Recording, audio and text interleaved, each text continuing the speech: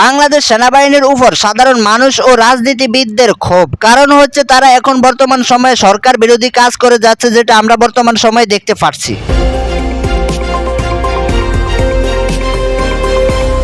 আমরা দেখতে পাইতেছি ভারতের ইশারায় চলা শুরু করেছে সেনাবাহিনী ও সেনা প্রধান, এরকমটা জানিয়েছেন হাসনাত আব্দুল্লাহ।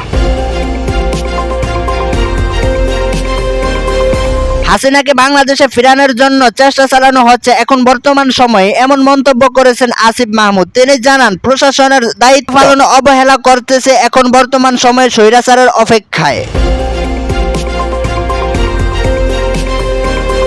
সেনাবাহিনীর উপর জনগণের আস্থা নেই, কারণ তারা 17 বছরের স্বৈরা শাসককে এখন বর্তমান সময়ে নির্বাচনে আনতে চায়, যার প্রমাণ হচ্ছে বিপি নুরের উপরে হামলা করে এখন বর্তমান সময়ে সেনাবাহিনী সবকিছুই ফাঁস হয়ে গিয়েছে, এরকমটা জানিয়েছেন।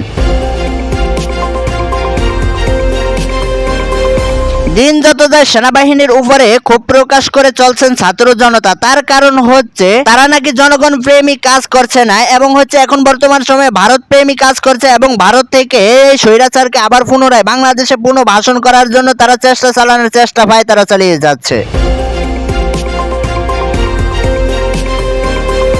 সম্মানিত দর্শক শ্রোতা, এই সেনাবাহিনীকে রাখা হয়েছে এই দেশ ও দেশের মাটি ও মানুষকে সুরক্ষা দেওয়ার জন্য এবং সুরক্ষিত রাখার জন্য তারা কাজ করে যাবেন। এই জন্যই তাদেরকে হচ্ছে সেনা প্রধান এবং সেনাবাহিনী বানানো হয়েছে। প্রত্যেকটা দেশে এরকম সেনাবাহিনী রয়েছে যারা হচ্ছে তাদের দেশ ও দেশের মানুষ ও মাটিকে চিন্তা করে তারা কাজ করে যায়। এখন প্রশ্ন হচ্ছে, বাংলাদেশের সেনাবাহিনী ও সেনা প্রধান এরকমই কাজ করে যাচ্ছেন বাংলাদেশ এবং বাংলাদেশের মাটি ও মানুষকে নিরাপত্তা দিয়ে হচ্ছে এগিয়ে নিয়ে যাওয়ার জন্য এবং এই দেশটাকে সুরক্ষিত রাখার জন্য তিনি এই পরিশ্রম এবং এই কাজ করে যাচ্ছেন। তবে হ্যাঁ, এরকমটা থাকতে পারে তাদের ভিতরে কিছু কিছু স্বৈরাচারকে চাচ্ছে, এরকমটাই হতে পারে, তাও বলা যায় না। কারণ হচ্ছে সেনাবাহিনী হচ্ছে দেশ রক্ষক, তাদের উপর আমাদের আস্থা বিশ্বাস থাকতে হবে।